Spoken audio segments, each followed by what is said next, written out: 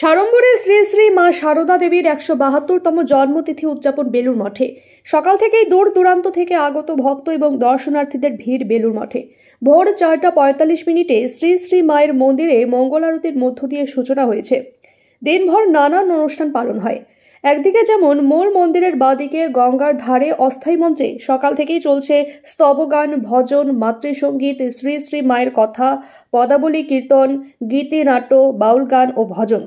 বেলা ১১টা থেকে ২টো পর্যন্ত প্রসাদালয়ে প্রসাদ বিতরণ, সন্ধ্যারতি ও ভজনের মধ্য দিয়ে শ্রী শ্রী মায়ের ১৭২তম জন্মদিনের পরিসমাপ্তি ঘটে।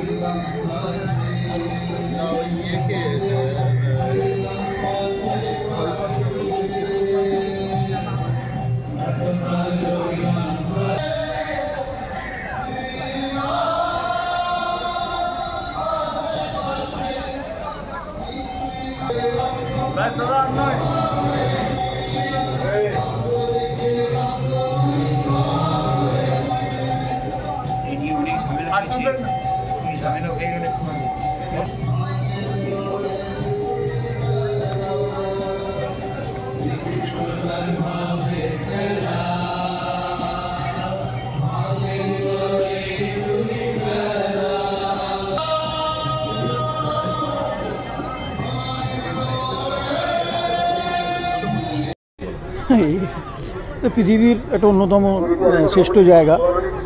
আর পৃথিবীর মা শুধু ভারতবর্ষের নয়, পশ্চিমবাংলার নয়, সারা পৃথিবীর। এখানে যত আসতে পারবে ততই ভালো। এবং এই যে আদর্শ, এই যে ভাবাদর্শ, এটা মানুষের মধ্যে শুধু ছড়িয়ে দিতে হবে না, উপলব্ধি করতে হবে। তাহলে যে সমস্যাগুলো থাকে জীবনের এবং সর্বতোভাবে যে সমস্যাগুলো হয়, এই জায়গা থেকে যদি আসতে পারে, সেই উপলব্ধি বোধটা এই জায়গা থেকে আসবে। ঠাকুর রামকৃষ্ণ, শ্রীরাম, মা সারদাময়ী, স্বামী বিবেকানন্দ, এনাদের ভাবধারা এবং এদের বলছি না যে আমি যে তুমি সবসময় এদের নিয়ে থাকো, কিন্তু এদের আদর্শ, এদের ভাবধারা যা বলে গেছে সেইটা যদি একটু মেনে চলে, তাহলে মনে হয় পৃথিবী, ভারতবর্ষ, সব পশ্চিমবাংলা সব কিছু সুন্দর এবং শান্তভাবে চলবে। বেলুরের এই পূর্ণভূমি ঠাকুরের পদতলে আসলে কেমন লাগে? আজ এবার বিশেষ দিন, মায়ের জন্মদিন। এটা তুমি আমি মনে প্রাণে বিশ্বাস করি যে ঠাকুরমা স্বামীজি না ডাকলে আসা যায় না, এবং হাজার চেষ্টা করলেও আসা যায় না। এবং এটা এমন একটা পূর্ণভূমি যেখানে সে আসতে পারাটা তার কৃপা হলেই তাকে সে আসতে পারে। এই আজকে আমি, তুমি, সব তোরা সব এসছিস, তার অশেষ কৃপা, তাই আমরা এখানে আসতে পেরেছি, এটা আমি মনে করি। এবং যত আসবে তত তার নিজের উন্নতি হবে, উপলব্ধি বোধ তৈরি হবে, আপলিফমেন্ট হবে, মানসিকভাবে সে অনেক বেশি দৃঢ় হবে এবং তার ভাবনা চিন্তা অনেক পরিবর্তন হবে।